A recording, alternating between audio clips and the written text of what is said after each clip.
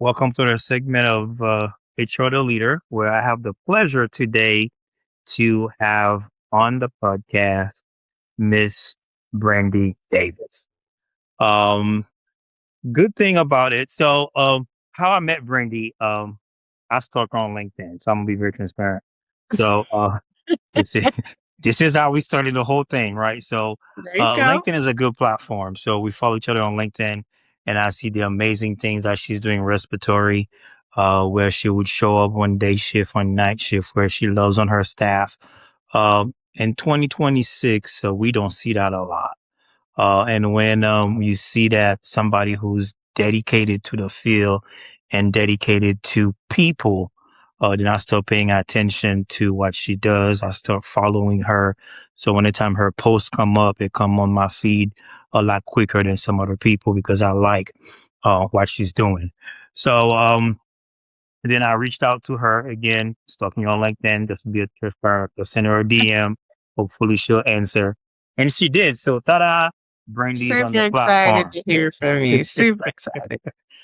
A little bit about Brandy. She's very humble based on everything that she does on LinkedIn and the different title and acronym behind her name. And when I said, hey, can you please send me a bio so I could introduce you to the platform? This young lady sent me the shortest paragraph, the shortest bio ever to introduce her. So I'm going to go ahead and read it since she sent it to me, but she's going to introduce herself. Who's Brandy Davis?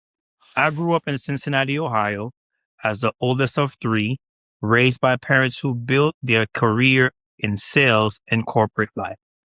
I'm proud. I'm a proud Florida A&M University graduate and former student athlete under the legendary Bobby plan. My path in Mhm. respiratory care started at the University of Maryland Medical Center, shock trauma, and I've been fortunate to learn from and work with incredible RCPs, nurses, physicians who have shaped my career in meaningful ways. Brandy L. Davis, MHA, RC-NPS, RC-ACCS, here it is. That's when I knew she was humble. Executive Director of Respiratory Care Services. Everything else just at the bottom. Exec. So after this short bio, can you tell us or tell the listeners or the viewers who's watching us on YouTube um a little bit more about Brandy than the short paragraph right here that I just read to the people? Um, well, one thing about me is that this was never my plan. Um, Being in respiratory early 5 to 10 years, I was like, I'm not bedside. That's where I'm going to be. I love taking care of patients. I love the blood and guts of trauma. I love working with kids. And so I never thought I was going to be here. Um, I have been very, very blessed in my career, working with some of the top surgeons in the country, working at some of the top facilities in the country, whether it's adult critical care, transplant, children's. So I have been blessed to get a f- a large spectrum of respiratory and be involved in a lot of those processes. My journey has not been easy. Um, Definitely with challenges just for myself as a professional. Um, Early in my career, I started in Baltimore City, so it's a very volatile and we all loved one another in the department and in trauma, but it's just volatile, and so you live that way, you express yourself that way.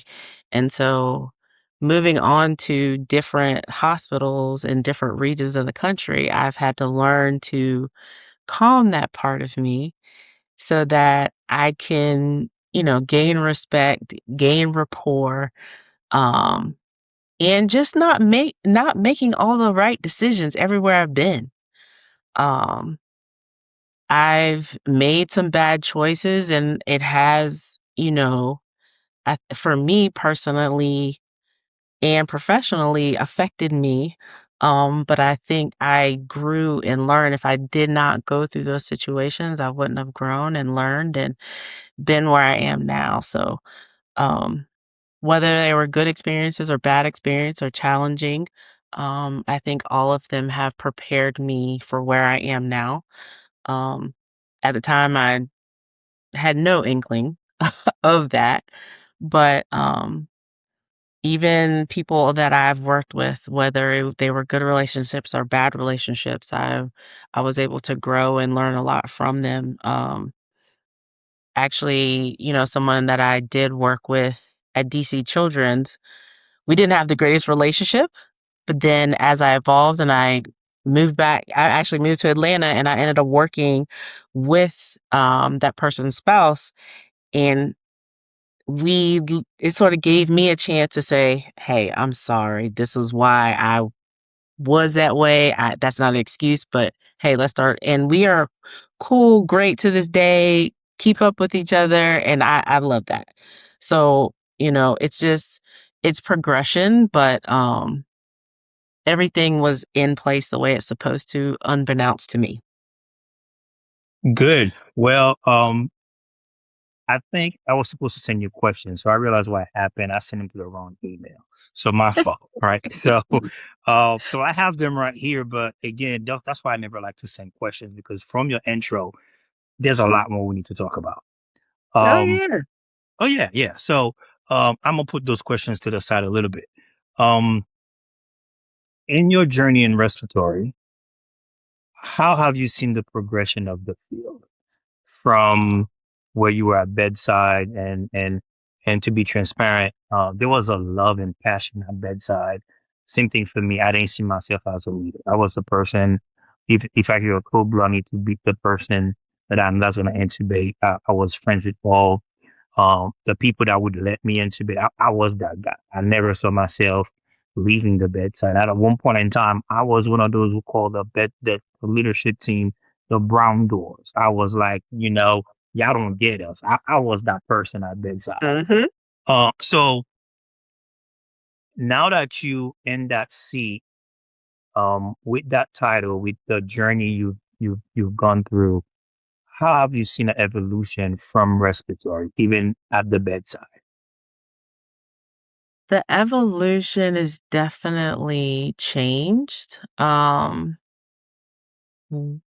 in, so I started my career in 2004. Um, very ambitious, wanting to learn.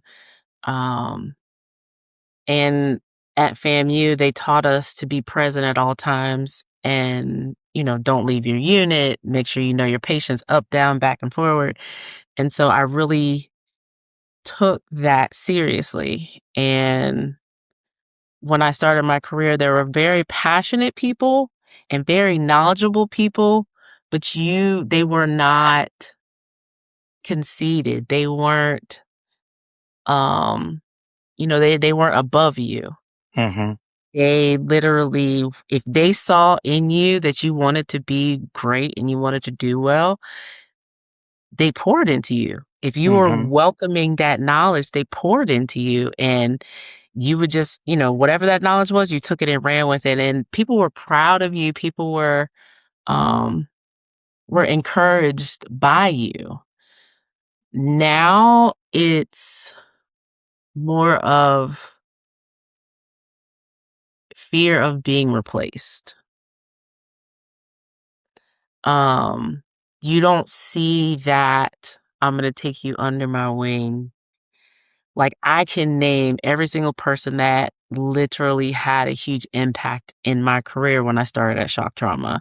So those people to this day, I still keep up with. I just went to a conference in Baltimore and I saw all of them and was I love them to this day. Um, but now it's a lot of the senior ones feel threatened, and it's nothing to be threatening, and it seems to be harder for new grads coming out to get their momentum and feel welcome. Mm-hmm. Uh, so that in that just being a new therapist, but also the evolution has been changing from a wanting the bedside clinician's input on care. Um, and I think that goes hand in hand with having new staff come in and bringing them up in the way you presenting yourself and the way you have gained rapport. They're not doing that as much anymore, Hmm. and new grads are having a hard time adjusting and just feeling a part of the team, but also learning from others. They're not as open to learn from others. So it's the evolution has gone in two ways that is not as welcoming to new ones, or it's not as welcoming to someone that they know is very knowledgeable, Hmm. but also just, you know, the want for knowledge as well. So it's so many so many angles you can look Yeah. at it from an evolution. Um and from just my perspective now being in a rural community, it's definitely different where you have people that are staying at facilities for their entire career. I have a facility now that I had 3 therapists that have been there 30 years plus. You don't find that anymore, and then when Yeah. they go, it is like the biggest hole. Hmm. So, it's that in itself is really, really hard too. Wow. Good. So let's pause on that. So student athlete, we're just gonna jump all over the place. So do not try to be logical. That's okay. Maybe after this interview, you may feel like what just happened, but we're No. just gonna be all over the place, right? Um, in your bio, and we talked about this, student athlete. So that means discipline. You were taught that earlier on in your life. Mhm. So what else, as an athlete, has helped you, and you still kept till this day moving forward through the healthcare field from bedside to now a great leader? Is there anything else that you took from day one as an athlete that you still could now you have used in the past and or you still using now? I still use it now where I'm not going to get better until I continue to repetitiously do it and see the growth that I'm gaining from it. Mm, Um, One of those things is, as you know, being a leader is that finance part. You're like, oh gosh, nobody really taught me all that, but I'm gonna figure it out. Um, but you pull from different as an athlete. You literally, one, you study someone that's doing it better than you. Um, and then you just continue to do it repetitiously until you see that you're getting gains or you're getting better at it or you're identifying, okay, this is where I need to maybe switch it up and do better. Um, and then, you know, being an athlete also is that consistency always is going to follow you wherever you go. So if you're consistently for me, I'm a gym rat to this day. I still work out, I still lift. I can't function if I can't do that. So in the same sense, even though yes, I'm a leader and I'm away from the bedside, I still have to take my behind to the bedside and see what my staff is doing in order to be in touch and understand maybe some of the things they're going through. I can't lose that muscle memory being a therapist because at the end of the day, that's what I am. So yet just because I have this title doesn't mean that I can't know and understand what my team is doing. And if it's something that I haven't seen or done yet in my 20 some years, okay, let me go to the bedside and see what's going on. Let me see, we're changing. One thing we did was we switched from heparin to bivalve with our ECMO program. So I have not practiced with bivalve. So I need to see what's so different from my coagulation cascade that's going to be, differentiating, but how are they weaning? What's the cost difference and making sure that I am knowledgeable. So yes, I do have people that are versed in this and I can use them as my resource, but I have to know what's going on. I have to sort of feel it and still be in touch with it in order to be able to um be good at what I'm doing. So that athleticism, that mental, that discipline can carries over. Wow. Listening you talk is, I have a few things in mind. One, I would definitely enjoy being on a team with you. Second, I would definitely, we're gonna talk offline a little bit more to see how you think and how you navigate through a lot of things. I think being an athlete, you see things differently, and Yeah. definitely that consistency for sure. That speaks a lot as a leader. So, um, how was the transition, and when did it happen to you or for you from bedside, from clinician to leadership? Was it a long period of time, or was it just from one to the next? You went from a Tell us how you went from, apparently you're still doing clinical, you're still gonna go to the bedside. You just said that you're not gonna let something sneak up on you. Yeah, I So still got touch.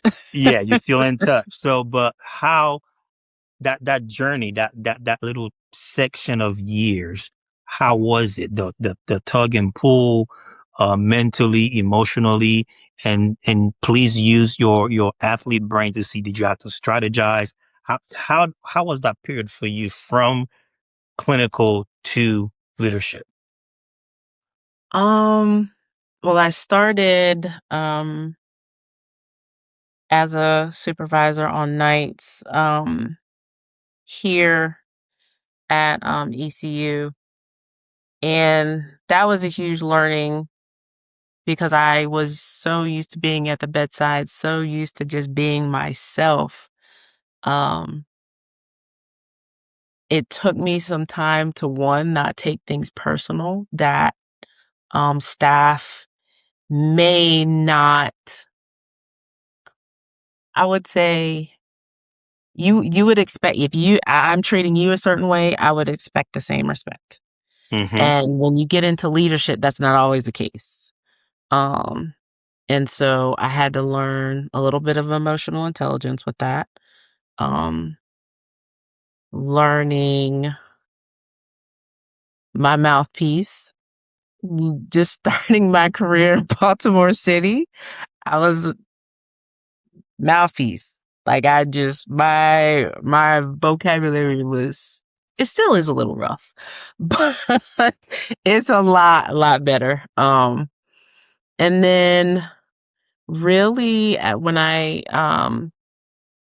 I became a supervisor at another facility, it was navigating and learning how to articulate my thoughts Hmm. without, being sensitive to others' feelings. Um, and understanding how to communicate to get buy-in and things of that nature. So it really took me probably my first like 8 to 10 years to really get that, okay, I have to carry myself a certain way. I have to speak a certain way. I have to, you know, learn to just keep my mouth shut and not, We're gonna talk about that mouthpiece. Eventually, we're gonna spend some time on that, even if it's offline. We because that kept and coming up. That it keeps coming up. and it We're gonna literally talk about is that. because when, the just articulating my thoughts from coming from Baltimore City shock trauma, when you're working in the 13-bay resuscitation unit and all you see in is MVCs, GSWs, patients cussing, people jumping on the back just to get the patient down, and so it's verbal diarrhea. And so you get to a point where you have to really learn, okay, not all the details need to be said, not everything needs to be certain words. And Mhm. so it took me a while to sort of get my footing and to learn not everyone is your friend. Not everyone is going to protect you the way you protect them. And that's okay. That is literally okay. Um, but when I transitioned back here to ECU, East coming from metropolitan big city to rural community that doesn't know how to take a big black woman who speaks her mind and is very blunt, I had to learn to be like, okay, you got dial it down. Can't say that, Brandy. You can't say it that way, Brandy. Um, but it was a learning journey, and you learn, especially when you're getting in farther into leadership, that there's no orientation binder. There's no here's your here's your CBO, everything's going to get checked off. Do this, do that. You learn by, you know, listening and paying attention to your environment, um, how you articulate yourself in meetings. I've learned just listening to people, um, really helped me, in listening to people's how they identify or maybe communicate what we call failure is an Mm-hmm. opportunity. Mm-hmm. Mm-hmm. So it's things of that nature help me grow. And so, um, in the last few years, I've been back for about 5, 6 years. And, when I came back, everyone really took me in and really, nurtured me and just put me in the right places, in the right rooms so that I could sort of absorb. But also, it gave me a chance to see the other side. Yes, I'm coming from big city, metro. I think I know it all until I come here, and then I'm out in the community. And I'm seeing these small facilities and what they're going through. And so that gave me time to really learn how to speak, to relate, and then understand, have a better understanding of what their needs are. So that pretty much is my growth in Wow. leadership. Hope you're enjoying the conversation so far. At HR The Leader, our mission is simple: building leaders, transforming organizations, igniting purpose. If you'd like to explore more leadership insights and resources, visit www.hrtheleader.com. And if this conversation is bringing value to you, take a moment to like the video, leave a comment, and subscribe to the channel. Your support helps this platform continue to grow. Now, let's get back to the conversation. So, let's talk about your current role. What is your bandwidth? What are you dealing with? As far as direct report FTEs, what is the structure of what you are overseeing right now? So ECU Health is a 9 entity. Well, it's bigger than that. It's clinics, it's all the things. So ECU Health Medical Center is the mothership. Um, we are around 900 and some beds, um, in a very, very rural 29 counties that we cover. So have smaller facilities within. We are all everything east of 95, pretty much in North Carolina. Um, so the 8 other campuses pretty much are small, either critical access or, just smaller, medical centers, that serve their communities. Pretty much I am overseeing standardization, ensuring everything is aligned for the system. We're all practicing within the same. Something that our president said that sort of really resonated with me is where we want to ensure that the care that you receive is linear. So regardless if you're being seen here at the medical center, that is a trauma center, it's a children's hospital, it's um a level 4 NICU, ECMO center, you should get the same care at our facility in Bertie County just as the same care when you come here. So for me, I am oversee directly to the medical center here. I have a dotted line to all of the regional facilities, and they report up to their director of operations. Hmm. So I work within all of them to ensure that we have everything we need to take care of our the patients in our communities. Um, so we'll go from leader to leader here. Um, Something similar, and a lot of places are going towards a system approach. Mhm, What are the challenges you are seeing as to make sure because we all want linear. And that's how we, when healthcare merges, when we do acquisition, when we do org structure, everything else. The goal is to provide linear care mhm. in all of our facilities. What are some challenges you're seeing now um, to actually achieve that? And what are some tips you could actually share to some leaders who may be in a situation where they're going through it? Because if you have not, you probably in the next couple of years, you would have to go to a merger, acquisition, or something's going to happen because that's how healthcare being very fluid right now. So, one of the things that I love about what we do here at ECU is that we not only share the ECU name, but we share all of our policies, our processes. There's always going to be a small nuance just based on what the facility offers. Um, Mm-hmm. it's not just the name and, the contracts and the supply chain and the all that niceness that helps the system, but we actually work all together. So in my previous role as the clinical specialist of Children's Hospital, we provided all the education when it comes to neonatal resuscitation, pediatric care, emergency services, all of that. I did all the education for all of our entity facilities, but we also provided that service for all the hospitals that are outside of our system. So there are about 6 hospitals that are owned by UNC and Duke and some others. And so we did, even though they are affiliated with other hospitals, they don't work the same. So, most of their referrals come to ECU. So we provide all their education.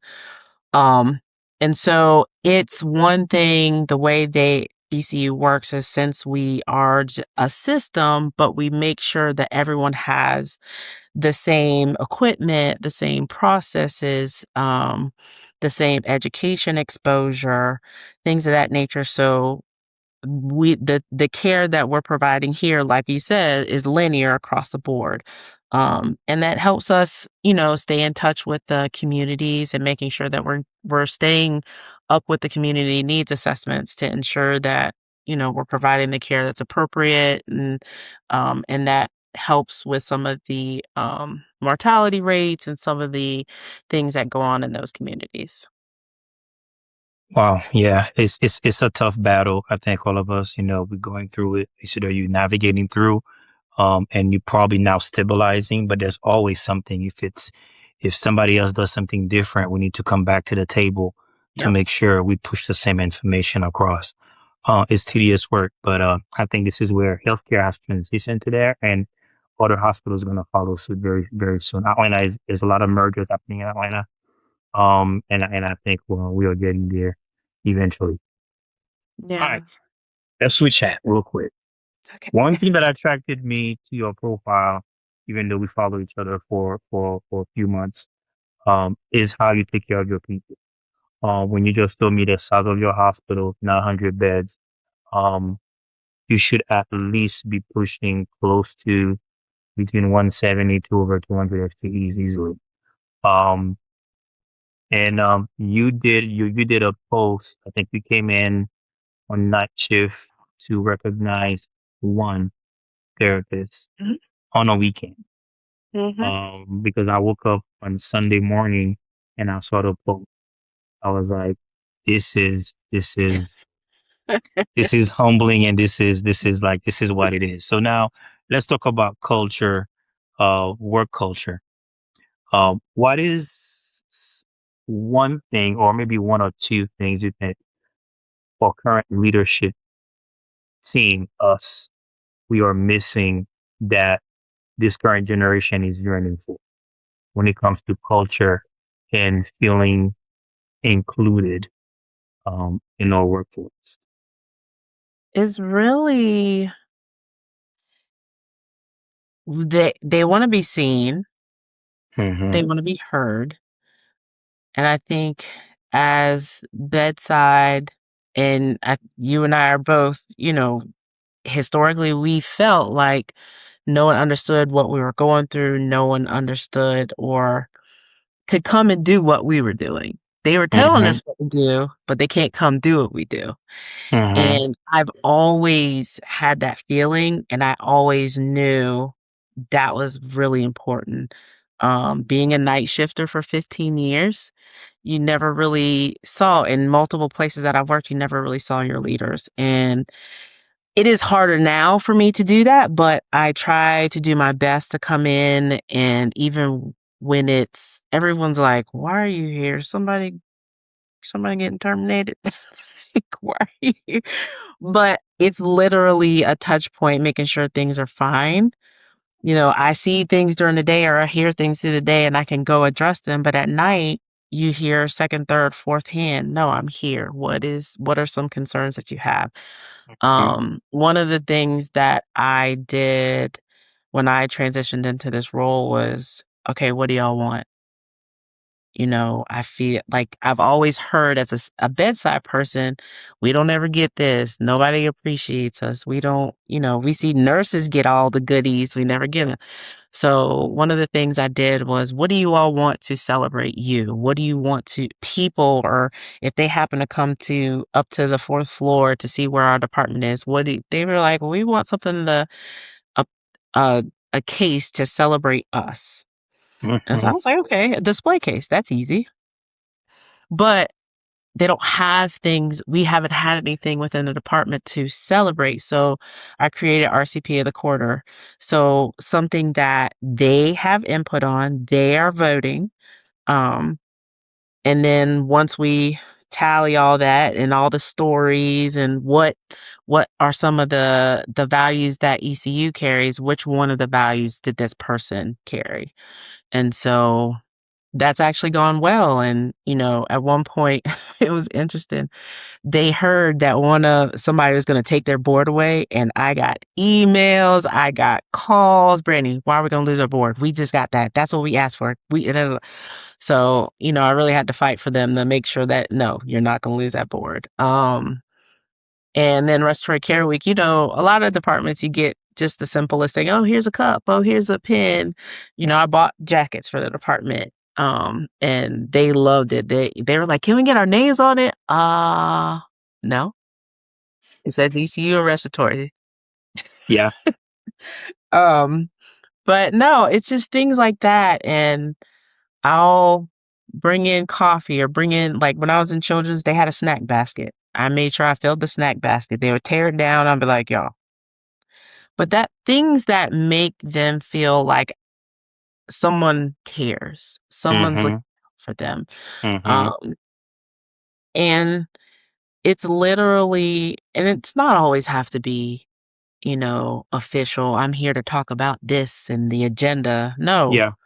"What do y'all have questions? Let's go to the bedside. Is there something going on?" Or I'm visiting nurses too I haven't seen in a while. So saying hey. And Mm-hmm. so letting them know that I see them, I hear them, I understand. And also too, I, I've been there, I've done that. Am I in it now? No. But if there are concerns that you may have, "Okay, tell me what's happened. Tell me the interaction. Let's go through the scenario. Could you approach this better? Yes, no." Just going through that kind of stuff is just something that I've always wanted to do as a leader.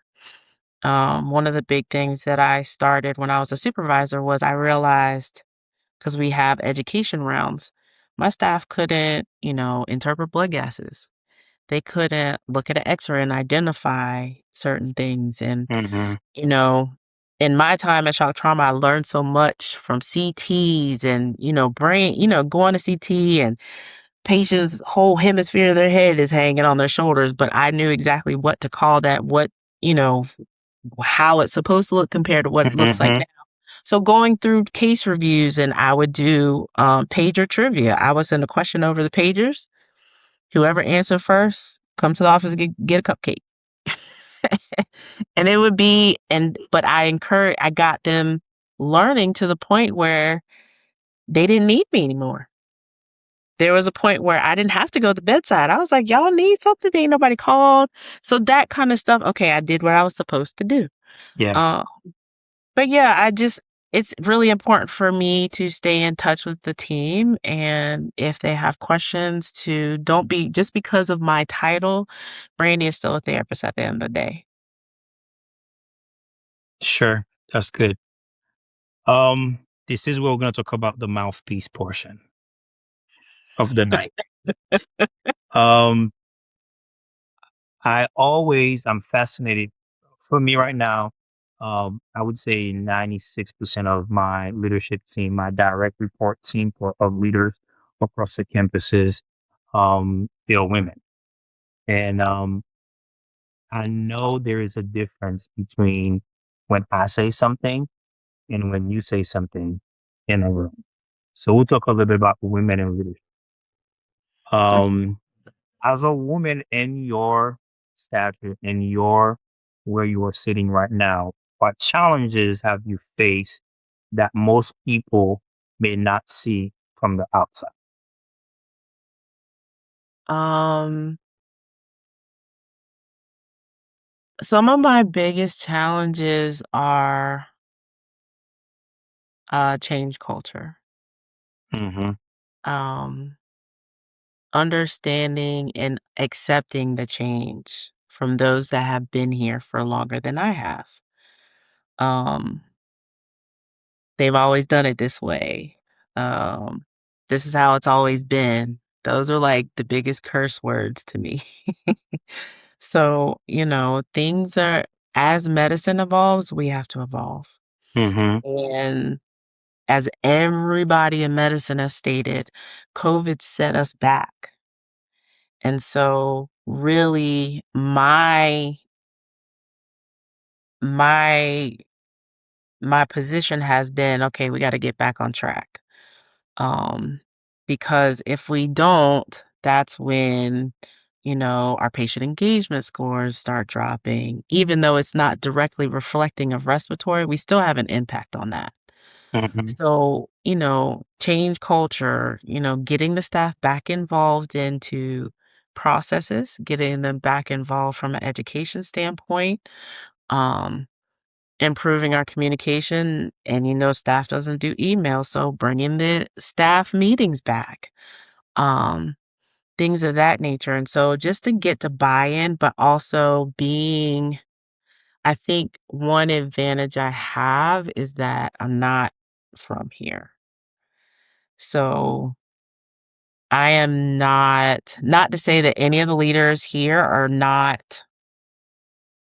are at a disadvantage for being here from here, but I'm coming from a perspective where I've seen it done multiple different ways. I've seen it where it doesn't work or it does work. Um, and I have to try to see what movement I can make happen. Um, and as a female, medicine is very saturated with women. Um, but I think being in this community, um, it's different being a woman coming Mm-hmm. in, especially if you're not from the area, they don't know you. So I've definitely where people will go around me and say, "Hey, is she all right? Is she actually good? Is she gonna be all right?" And most, she's fine. She's not crazy. She's just direct. Um, I've had to navigate that. In Children's Hospital, I haven't had to as much just because of the relationships and just they've known me and my experience and what I brought to the team at the time. But it's just getting that buy-in on back on the adult Mm-hmm. side and, me transitioning into this leadership role, the leaders that I'm over.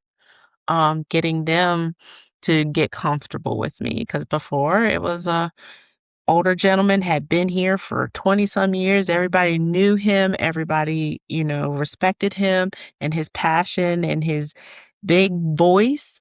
So transitioning from that to me is like, okay, what's she gonna do? Is she gonna be the same? Is she not? Okay, and honestly, I'll be honest, being Hmm. a black woman, being a black woman in a leadership role in a space where I am the only one. So that in itself was challenging. And I wholeheartedly respect all the leaders that I have and they have busted their tail to get to where they are and to stabilize the environments that they have because they walked into those facilities with challenges as well. So for me, I can't sit here and not listen to them. I can't sit here and tell them, no, I need you to do it this way. How have you done it? And maybe let's see if we can try this to improve whatever we're working on. So it's just how you approach it, especially you can't come in here guns blazing and think everybody's going to buy in. You really have to take your time, get to know everyone you're leading and see how they operate and then try to, fill in the gaps to support them as much as you can. And I think that comes with maturity and leadership, maturity in doing that. Because at times when you come in and you come in as a new person, um, we come with the mindset that I have to get a quick win. I have to establish a name. I have to get a win. I have to do this and that. But as you mature in leadership, it's a long game. It's not doing out a sprint. We Oh, just yeah. grab a few wins here and there, but we in this for the long haul. Mhm. Um, so what advice would you give a young woman who just entered leadership right now, who's watching this podcast? Or let me rephrase that. Give your younger self an advice that you learned. Ooh. Um, my younger self, I would say you're gonna be fine. Mm, Um, when I doubted my abilities for so long, and tried to find a space that I belonged. Like I said, I bounced all over the country working, trying to figure it out, and it wasn't that I needed to fit in. I needed to create my own table mm-hmm, and take what I've learned and it's gonna benefit you at the end of the day. I didn't always everywhere I've gone was never really a part of my plan. Um, Going from Baltimore to traveling, back to Baltimore, DC's, Cincinnati, Texas. I sort of bounced trying to find home where and trying to find where I sort of fit in. It's really been I'm putting you in the right places so that when it's time for you to perform, you're ready. mm-hmm, Um, and I think my time I will say my time in Atlanta groomed me to for this. My time, here coming back, even though I thought I'd never come back to Eastern North Carolina, um, but it was set up exactly the way it was supposed to, where I took what I gained, um, in Atlanta and just threw the time up to that. And then when I came back here and had the role that I had where I was bouncing and going between every hospital teaching, but also learning, um, it prepared me for this.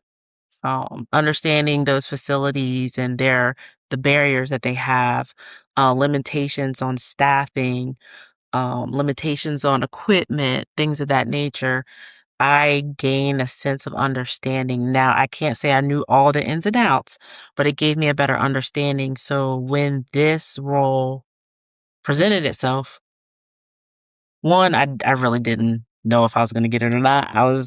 But I was better prepared so that when Mm-hmm. I was able to walk into this role, I can say I know what's going on at ECU Beaufort campus because I literally worked in that hospital, so I understand some of the workflow.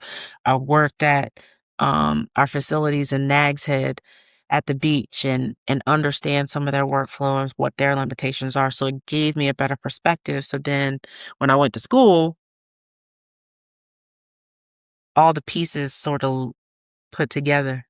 So what I learned just educating but absorbing in Mm-hmm. the rural community gave me some of the tools that I needed when it came to the assignments where you're going through and putting a pro forma together, when you're doing the assignments and restructuring a facility and making sure they had adequate FTEs, but then also creating a strategic plan. That already prepared me because I was able to be a part of a system that I was already learning about and knowing the community needs assessments and knowing the social determinants and how, how the behavior health facility that we just built is going to greatly impact our community. And we're not having to Mm-hmm. ship patients all the way to Greensboro. We'll have peds and adult inpatient beds. So all the things that I've done, been through, learned were to my good, even though they were hard, they were painful. They were not always the best experiences, but those were opportunities that, and I'm gonna say, God put in front of me to say, you're gonna learn because I have something greater for you to step into that is gonna benefit you. So when you move on to the next whatever, you've done it. Mm-hmm. Nobody can take that experience away from you. So I would literally tell my younger self, put pick your head up, you're gonna be fine. Wow. Straight into the next question. What legacy do you hope to leave in respiratory care or in leadership? Um, a legacy I would want to leave is pretty much I hope I anyone that I have interacted with or spent time with or worked with, um, I what was able to touch your life in some way, shape, or form that if it didn't help you in your career, it just gave you a better outlook on life. Um, Mm-hmm. I am a person that I've always believed I'm put here to take care of people. Um, I I've always been a person that wanted to make sure that my team was fine, they were okay. Um, Even if we're short, like when I first took this role, I'm not supposed to be sitting ECMO.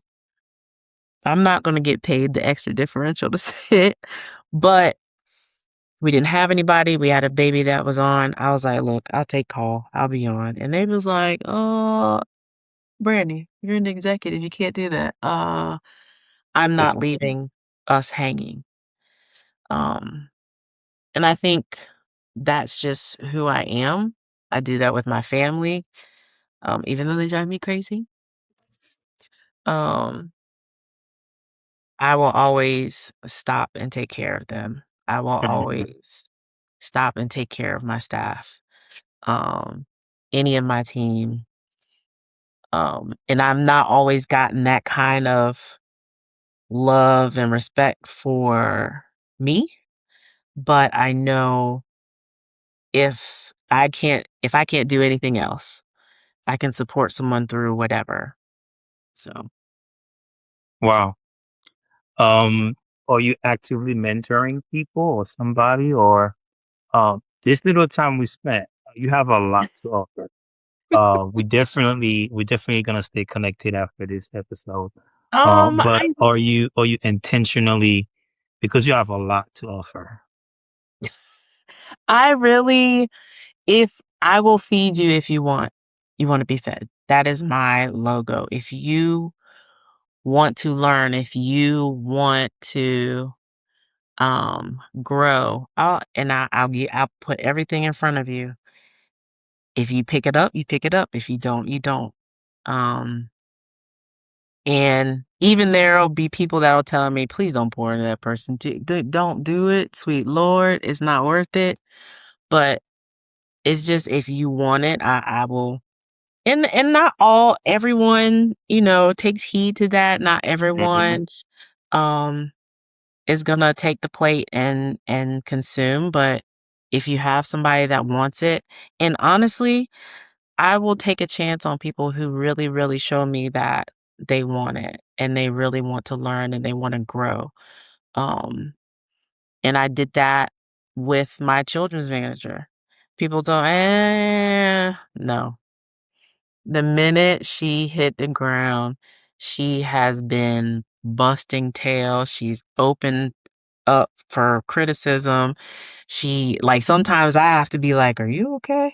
'Cause, they're I just coming just for lit it heavy on you. Yeah. Yeah, but no, she takes the punches and she always looks for support and help and she wants to do well. And I mean, she's grown on the staff. She's grown on the leaders. They do not hesitate to call her. She jumps in whenever she can. So, and I do have some staff that they're looking for opportunities. So, anytime I can, give them or show them, hey, this is an opportunity if you want to, like when I get ready to go to the community, and start going around to all of the facilities, if someone wants to learn and sort of just shadow, I'm completely open to that. Now, yes, there are some things they can't, of course, be privy to, but I want to give them that exposure, so they can sort of see how the other side works. Not so Hmm. much, yes, we care about the bedside, but we gotta handle the business at the same Yeah. time. Yeah. Um, so yeah, I am open to anyone that wants to be fed. And that's how I've always been. If take advantage of the opportunities, and I don't say no to opportunities. That was my biggest thing and how I learned and grew was any opportunity in front of me that's gonna better me, irregardless of I'll use it or not, let's go. I'm gonna use that. If you want to be fed or feed you, I like that. Mhm. All right, let's have some fun on our way out. Um, Work-life balance, rapid fire. So we're not Woo! gonna make this so deep. So Woo! work-life balance. How do you take care of Brandy? The gym takes care of Brandy. Like, I literally that is my medicine in the morning. I fight myself to get up, but I'm up and I'm in the gym by 5:15. I'm in there for a strong hour, whether I'm a big avid lifter, so people that know me say, "No, okay, that's Brandy here." That's never gonna change. I'm gonna lift weights and probably until I'm 80 years old. Um, and when I do have time to travel and spend time with family, I definitely do that. I have 5 beautiful nieces, that get auntie time as much as I possibly can give them to them. I have family all over the country that I try to see. Um, but yeah, I think and spending time with those you love and care about, is really some of the most important things, and I have people in a lot of the places I work that are family. Baltimore is always gonna be my second home, so and I have tons of family there that I stay in contact with, so All right. I'm a gym rat too. So deadlift or squat? Oh, squats. I don't deadlift anymore, I'm too old. Way too old. Um, I Well, have had 2 D surgeries on my left knee, but I still will bang out some squats. I My doctors have told me, "Brady, what are you doing?" Don't care. I'm gonna do it. I'm 6 feet tall. I gotta hold this up, so I'm gonna lift at all times. okay. What's your best cardio when you're in there? I have to. I used to be a stair climber. I You have toxic. fade- You toxic. I You faded away if from you the say stair stair climber. climber, you No, no, no. toxic I because that faded that beats me away. up every day. I faded away. I'm on the treadmill on a high incline. Okay. So that's because I can't run. My knee is busted. Okay. Um, but yeah, that's what I'll do the treadmill on a high incline for about 15 to 20 minutes. My ADD kicks in then. What is one hobby that uh people don't think that you do or you partake in? Something that well, I wouldn't think Brandy would be doing that outside of work. I am uh I'm a bit of a history nerd. Um, I was a Latin geek back in high school. So I love everything Roman history, um, Greek mythology. I love that kind of stuff. Okay. If you had to do this all over again, would you have changed career? And if so, what would it be? If I would have done this over again, I didn't think I was smart enough to be a surgeon. So I would have probably been a surgeon. Okay. All right. Let's wrap this up. What is one last advice you would give to anybody who's watching this as we close? A therapist or a leader, a woman in leadership, a black strong woman in leadership. Close us out with what's on your heart right now. Um, don't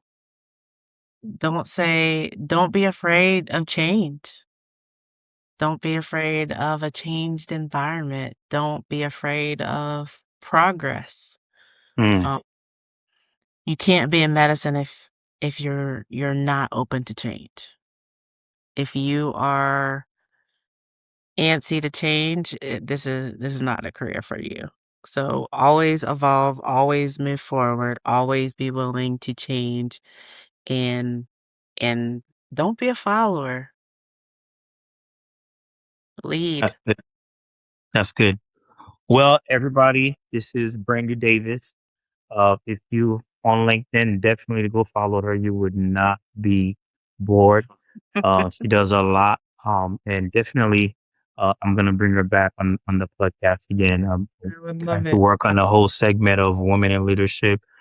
There's a lot of transition in respiratory. I didn't even want to talk about the Mayo Clinic news I just dropped. We're not gonna even do that. I'm Mm, preparing something for that. We're mm. not gonna go there. We don't have Uh, time for that. no, no, we don't. But definitely, I wanted to say thank you. Definitely, what you said. If you want to be fed, I'll feed you. I think that's the motto you answered the inbox when I sent it to you. Just to be transparent, I sent over 15 inbox. You were the first one to said, "Sure, I'll do it." I was like, You. okay, uh, I'm yeah, so excited just to see what you're doing and yeah, just getting perspectives of everyone yeah. within, respiratory. That's awesome. So Yeah. definitely, I want to say thank you, and definitely, I will stay connected. This is more. This is just not one time, and I hope we'll see each other in some of those ARC meetups. Absolutely. Definitely, and eventually, I'll create time to come see your operation. Because there's a lot more that you are doing. I need to learn from, and I'm that person. I want to be fed, and I'm also that person who thinks that whatever we are doing now is preparing us for the next journey that we don't know God holds for us. And I'm pretty sure He's preparing you for the next journey.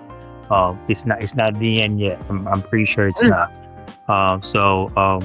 We'll stay connected.